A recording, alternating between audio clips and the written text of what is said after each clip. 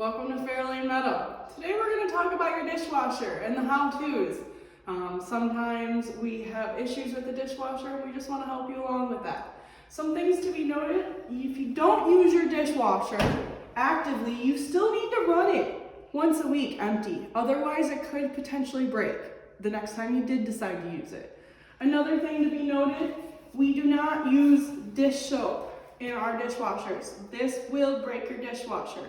There are dishwashing tablets or dishwashing liquid soap, but make sure it doesn't say dish soap, make sure it says dishwasher soap. This is very important. Once again, this could break your dishwasher.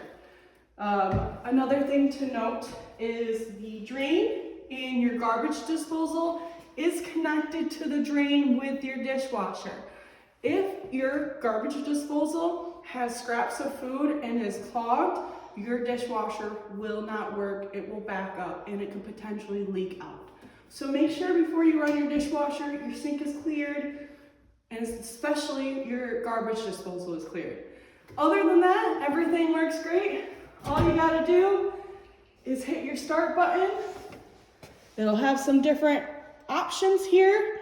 We can choose the cycle, we can choose the drying settings, we can choose the wash temp.